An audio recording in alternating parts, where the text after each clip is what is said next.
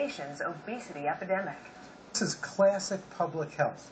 If there's a toxic substance in the environment, reduce or eliminate it. The ban could take effect as soon as March. Food establishments that do not downsize would face fines of $200. The proposal is already coming under fire. In a statement, the New York City Beverage Association refers to the proposed ban as part of an unhealthy obsession with attacking soft drinks. Previously, Bloomberg had tried to ban the purchase of sugary sodas with food stamps. And now a check of sports with Mary Rachel. I don't like that. I gotta have my soda. Thanks, Brooke. Well, the Big 12 Conference discussing the future of the Big 12 basketball tournament staying in Kansas City today. And a small-town kid from Kansas in the big time. ESPN sports anchor Jonathan Coachman back home for a visit. We'll hear from him coming up next in sports. Fly the coop and head to Riverfest June 1st through the 9th. But before the fun, catch your Riverfest forecast from the official River. So plenty of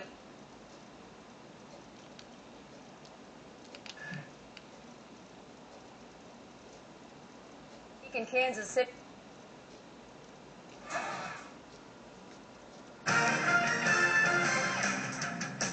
The annual Big 12 Conference meetings going on this week in Kansas City, and we found out yesterday the league wants to keep it at just 10 teams, but also on the agenda, future championship sites. And KC has its fingers crossed for an extension of the men's basketball tournament at Sprint Center, which is scheduled there through 2014.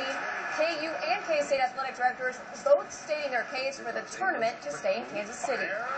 From our position at the University of Kansas, Kansas City is always going to be very near to our heart.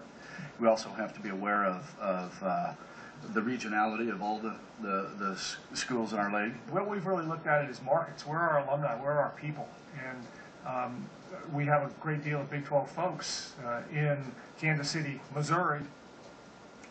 And also in basketball news tonight, the NBA Western Conference Finals. It's old versus young. Up until tonight, the veteran experience of San Antonio has been getting the best of OKC. Game 3 just ending, though. And the Thunder absolutely killing it at Chesapeake Arena. They beat the Spurs by 20 points tonight, 102-82, the final.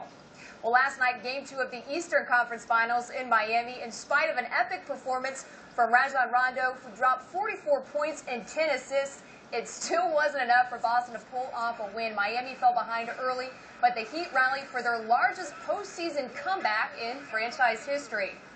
It was grueling. Exhausting. We put a lot of effort into coming back. Kind of like I said after the game, give us a lot of credit for doing that, but we should never dig so deep of a hole. But give them credit. They played very well early on. They was on the attack. Rondo was really on the attack. He played an unbelievable game. So we did what we had to do to get a win. Game 3 is in Boston tomorrow night. Well, another team also on somewhat of a roll, the Royals. Historically, the month of May has tortured KC more than any other. But with last night's W over Cleveland, the Royals complete the month of May with a winning record for the first time in 12 years, going 15-13 this month. The Royals are back in action at Kauffman tomorrow to host a 3-game series with the Oakland A's. Well, it's not totally uncommon for players to withdraw from a golf tournament after not playing very well, but typically they don't actually admit it. Apparently, Phil Mickelson's the exception. After shooting a 7/79 at the Memorial Tournament today, he simply said he was tired and decided to withdraw. Phil also said he's thinking more big picture with the U.S. Open just a few weeks away. And finally tonight, back home in Kansas, ESPN sports anchor Jonathan Coachman in Hutchinson tonight. He was there speaking to raise money for journalism scholarships. A native of McPherson, Coachman started his TV career in Wichita, went on to the WWE, and now ESPN. Where I live now, they kind of know my story a little bit, but they don't know what it's like to live here, and they don't know what it's like to play for McPherson High and then to stay there and go to McPherson College.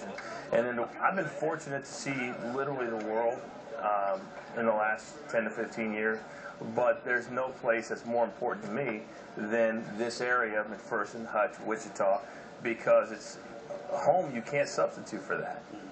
And Leon will have more on Jonathan's story on Sunday. Okay, looking forward to it. Thanks so much, Mary Rachel. Coming up, Wichita's biggest party starts tomorrow. We have all the details next. Ultra Modern's 58th anniversary.